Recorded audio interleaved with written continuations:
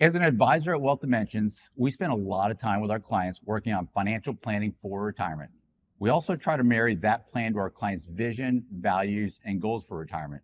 Today, we're going to delve into a topic that often takes a backseat to financial considerations, but is equally vital for a secure and fulfilling retirement. That's mental preparation. While financial planning is undoubtedly a cornerstone of retirement readiness, it's only part of the equation. The emotional, psychological, and social aspects of retirement deserve just as much attention. I've asked Keith Lawrence to join today. Keith has been a student of success for over 40 years, learning about how individuals, teams, and companies achieve their full potential. He is the catalyst for the book, Your Retirement Quest, and is one of the country's very few certified retirement coaches. So Keith, I'd like to ask you a few questions. First, what have you learned about some of the challenges we should be aware of as we think about retirement? It's a great question, Dan. Interestingly enough, in our country today, there's 10,000 people retiring every single day. And my co-author and I, Alan Spector, have been studying this for 30 years now. We've realized and uncovered that only 50% of those people are going to have a fulfilling retirement. And part of the problem is that there are some myths in our current culture that get in the way of them preparing adequately for this, particularly to your point on the mental side. One of the myths is this is easy. Retirement's easy. Well, it's not. It's one of the biggest transitions they're going to ever face in their life. And they spend more time planning their 2-week vacation in the next 20 years of their life. Second myth is that I'll figure it out later. I'm really busy at P&G and GE. Go away. I'll do this when I retire. And unfortunately, they don't. And that's why the bulk of our retirees in the United States today watch 49 hours of TV a week. They basically get in a rut as opposed to defining, the great life that they should be enjoying. The third myth is that I'll figure it all by myself. So particularly if they're with a significant other, they don't spend time talking about who's going to retire first, where are we going to live, how are we going to spend our day. And as a result of that, only about 20% of them are aligned, and that causes some real problems. All right. Another myth is I'm not going to work ever again. And that's a huge loss for the country and for them. The people that are truly enjoying retirement are applying their passions, their talents, and their treasures to make the world a better place.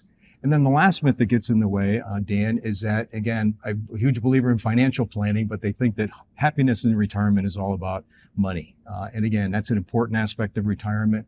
But we know of multimillionaires that are miserable in retirement. We also have people that we interviewed for our book that are living on Social Security and having a great life. So again, those are 5 myths that get in the way of people really understanding this is a huge challenge.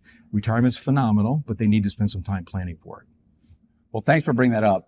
Scaring me a little bit. I'm 20 years away from retirement, but given the challenges that you just mentioned, what are some of the things that you would recommend clients do as they're approaching retirement? Well, first and foremost, Dan, and again, I'm surprised at how many people don't do this, is go out and hire a financial advisor that they trust, a fiduciary that really has their client's best interests at heart, a firm like Wealth Dimensions, and work with them to develop an integrated, holistic financial plan that they feel comfortable with.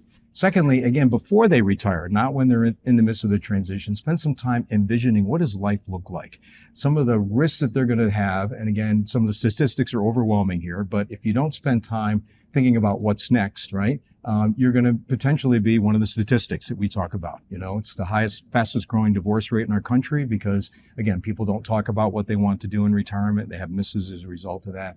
It's the highest suicide rate in our country. So again, to answer your question and minimize the risk of becoming one of those numbers is spend some time not only getting the finances in place, but to envision your future, to think about, again, what do you want to do in retirement? What's your average day look like? Are you aligned with the significant others? They're going to be impacted by your decisions.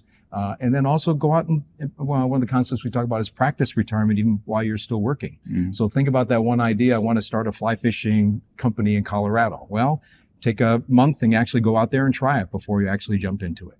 Keith, thanks for that tremendous insight. You gave us a lot to think about. And please remember that retirement planning is a holistic process that involves both financial and non-financial considerations. By addressing these various aspects, you can enhance your overall well-being and make the most of your retirement years.